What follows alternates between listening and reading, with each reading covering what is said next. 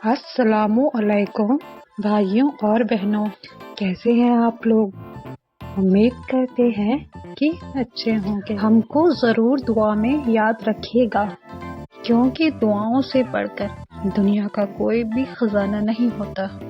पिछले वीडियो में हमने बताया था वर्कआउट फॉर परफेक्ट पोस्चर के बारे में, जिसमें कुछ वर्कआउट्स को एक्सप्लेन किया गया है और उन वर्कआउट्स के गुड पोस्चर के अलावा कुछ और भी बेनिफिट्स हैं, जैसे कि बैक पेन में रिलीफ होना और दिमाग को तेज बनाने के लिए, अच्छी नींद आने के लिए बहुत ही अच्छे वर्कआउट्स हैं। बहुत ही इंफॉर्मेटिव वीडियो है, नहीं देखा तो ज़रूर देख लें, और अगर पसंद आए तो लाइक, शेयर और सब्सक्राइब ज़रूर कर लें। चलिए शुरू करते हैं नेक्स्ट वीडियो। बिस्मिल्लाहिर्रहमानिर्रहीम। जैसे पता है कि सर्दियाँ शुरू हो गई हैं, ये मौसम किसी के लिए खुशनुमा होता है और किसी किसी के लिए तकलीफ की वजह भी बन जाता है, क्योंकि सर्दियों में होने लगते हैं काफ़ी लोगों के जोड़ों में दर्द, और कुछ लोगों के घुटनों का दर्द तो छोड़ता ही नहीं। खड़े होने के बाद बैठने पर और बैठने के बाद खड़े होने पर खिंचाव, खनखनाहट और दर्द होता है। सर्दियों में घुटनों के जॉइंट्स और जोड़ों के दर्द की वजह एटमॉस्फेरिक प्रेशर, कोल्ड टेम्परेचर और लेस फिजिकल एक्टिविटी से होता है।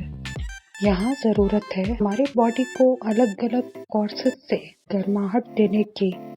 चलिए जानते हैं वो कौन कौन से कोर्सेज हैं। Diet, workouts, jogging, any physical activity game, normal walk, hot water fermentation, और इसमें शामिल करेंगे कुछ मसाज ऑयल्स को और सनलाइट को। कौन से वो डाइट हैं जो विंटर में गर्माहट देकर पेन में आराम देते हैं। विटामिन ई से विंटर में इम्यून सिस्टम स्ट्रांग होता है। विटामिन ई बॉडी को गर्माहट देकर ब्लड सर्कुलेशन अच्छा बनाए रखने में मदद करता है, जिसकी वजह से विंटर के दिनों में ब्लड में क्लॉटिंग नहीं होता। सर्दियों में ब्लड का जमना आपने हाथों या पैरों में देखा होगा। विटामिन ई हार्ट के सेहत के लिए बहुत ही अच्छा होता है। सर्दियों में विटामिन ई से गर्माहट मिलने की वजह से जॉइंट्स पेन में भी रिलीफ होता है। चलिए जानते हैं किन किन सोर्सेज से हम विटामिन ई ले सकते हैं। Soybean oil.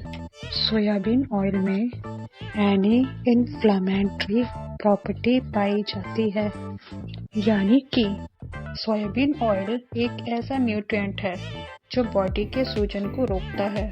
Sunflower oil. Sunflower oil में भी विटामिन ई के साथ साथ एंटी इन्फ्लेमेटरी प्रॉपर्टी पाई जाती है। सनफ्लावर ऑयल से ब्लड सर्कुलेशन अच्छा रहता है और बॉडी को गर्माहट मिलती रहे। Olive oil. ऑलिव ऑयल में भी विटामिन ई पाया जाता है। ये भी सर्दी के दिनों में बॉडी को गर्माहट देता है और ब्लड सर्कुलेशन को अच्छा बनाए रखने में मदद करता है। ऑलिव ऑयल को खाना बनाने में यूज़ किया जाता है। खाना बनाने में एक दिन में 20 से 25 ग्राम तक ऑलिव ऑयल यूज़ कर सकते हैं। ऑलिव ऑयल से बेबी का और बड़ों का दोनों का मसाज किया जा सकता है। ऑलिव ऑयल से स्किन चमकदार और सॉफ्ट होती है। इसकी मसाज से हड्डियां मजबूत होती हैं। Dry nuts. ड्राई नट्स में भी विटामिन ई पाया जाता है। ये भी ब्लड सर्कुलेशन के लिए बेस्ट है। हार्ट की सेहत के लिए इसको ज़रूर खाना चाहिए। सर्दियों में ड्राई नट्स खाने से बॉडी में गर्माहट बनी रहती है। इसके साथ साथ पेन में भी रिलीफ मिलता है। कीवी भी रिच सोर्स होता है विटामिन ई का। कुछ ग्रीन वेजिटेबल्स में विटामिन ई पाया जाता है, जैसे स्पिनच, ब्रोकली। इसके अलावा एवोकेडो, फिश और एग्स में विटामिन ई पाया जाता है। ये बात आपको जानकर बहुत ही हैरत होगी कि विटामिन ई ग्रीन ग्रास में भी पाया जाता है। ऐसे देखा गया है बहुत से रिसर्च में, जिन जानवरों को ग्रीन ग्रास चुगने को नहीं मिलता, उनमें विटामिन ई की कमी होती है, जिसकी वजह से उन जानवरों में लो इम्यून सिस्टम और लैक एनर्जी देखा गया है। यानी कि एनिमल्स को भी सर्दी के दिनों में ग्रीन ग्रास यानी विटामिन ई की ज़रूरत होती है। अगर किसी एनिमल को ग्रीन ग्रास देना सर्दी के दिनों में पॉसिबल नहीं हो पाता, तो धूप से ज़रूर उनके बॉडी का सिकाई करवाना चाहिए, या फिर ग्रीन ग्रास से बना हुआ सप्लीमेंट्स दिया जाता है। तिल और तिल के ऑयल में भी विटामिन ई पाया जाता है। सर्दी के दिनों में बॉडी को गर्माहट देने के लिए हम खा सकते हैं तिल के लड्डू और गज्जक। तिल की तासीर गर्म होती है, इसलिए ज़्यादा नहीं खाना चाहिए। तिल को एक दिन में नॉर्मल 1 से 2 चम्मच ही खाना चाहिए। तिल खाने से ब्लड सर्कुलेशन अच्छा रहता है। लहसुन को तिल के तेल में पकाकर बॉडी मसाज करने से जोड़ों के दर्द में आराम मिलता है और इससे हड्डियां भी मजबूत होती हैं। सर्दी के दिनों में बेबी का मसाज करना चाहिए तिल के तेल से, इससे सर्दी लगने की रिस्क कम होती है। इसके साथ साथ बेबी की हड्डियां मजबूत होती हैं और बेबी का स्किन भी चमकदार और सॉफ्ट होता है। दूसरा विटामिन है vitamin D. Vitamin D calcium का एब्जॉर्प्शन करके हड्डियों को स्ट्रॉन्ग बनाता है। चलिए जानते हैं विटामिन डी के क्या क्या सोर्सेज होते हैं। विटामिन डी का सबसे बेस्ट सोर्स है sunlight, milk products, mushrooms, fish, eggs, prawn और चिकन। सर्दियों में बोन्स को स्ट्रॉन्ग बनाए रखने के लिए कैल्शियम और मैग्नीशियम की भी ज़रूरत होती है। कैल्शियम को हम किन किन सोर्सेस से ले सकते हैं?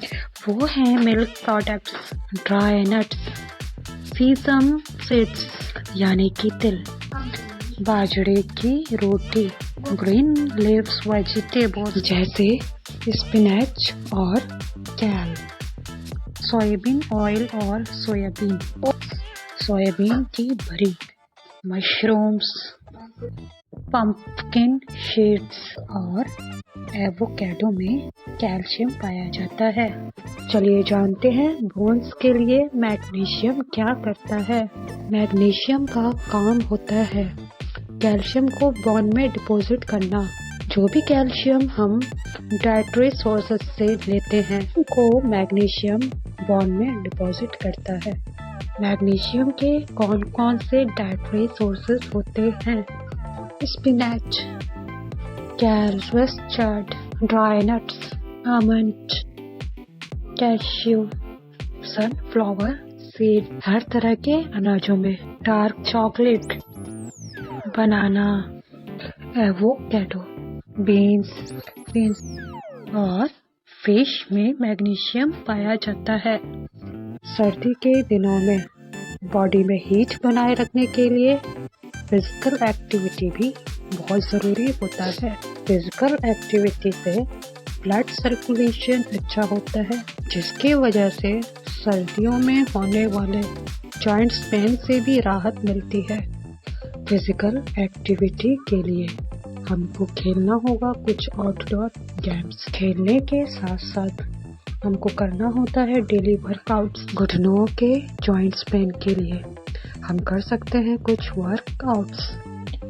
सीढ़ियों पर चढ़ने से घुटनों के जॉइंट्स होते हैं मजबूत और मिलता है दर्द में आराम।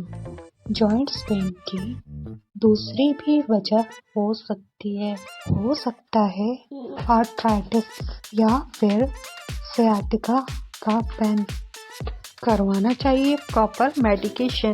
डाइट एक हेल्दी लाइफस्टाइल है। हालांकि किसी भी बीमारी का प्रॉपर मेडिकेशन करवाना चाहिए।